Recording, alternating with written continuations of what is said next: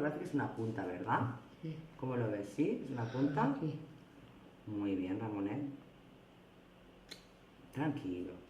La Fundació Ave Maria impulsa el projecte Autonomy per conèixer l'estat emocional de les persones amb discapacitat intel·lectual davant d'una activitat.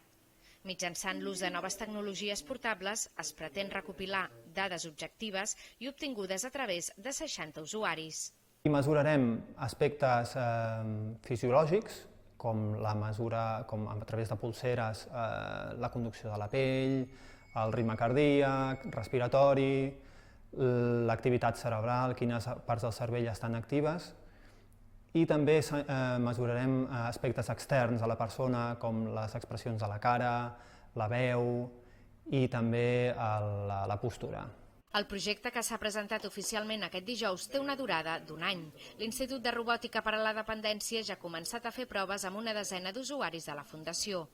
Crearà una base de dades i després desenvoluparà el programari, però l'objectiu final és validar clínicament que el sistema té validesa com a eina terapèutica. I per fer-ho compararem les dades que ens aporta amb les que podem obtenir a través d'instruments que ja sabem que funcionen, que són validats i que són bons indicadors d'aquestes mesures. I per altra banda, per veure si realment és una eina útil a nivell terapèutic, el que farem és veure l'evolució, és a dir, quin efecte té aquest programari a nivell neurocognitiu i emocional al llarg d'un determinat període de temps en aquests usuaris. El programari s'aplicarà a la versió actual de l'Harmony, l'estació amb una trentena d'activitats d'estimulació cognitiva creat també per la Fundació Ave Maria. Amb la incorporació d'aquest sistema de reconeixement d'emocions, la institució podrà personalitzar de forma més eficaç les intervencions terapèutiques.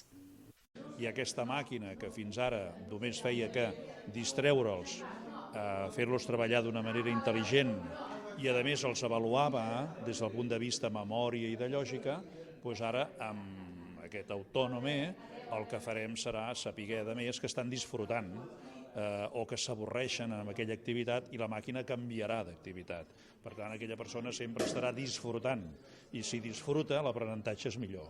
La Fundació Ave Maria, en col·laboració amb l'Institut d'Investigació Biomèdica de Bellvitge, IDIVELL, i l'Institut de Robòtica per a la Dependència, han engegat aquest projecte gràcies a l'aportació inicial de l'obra social La Caixa, amb prop de 40.000 euros.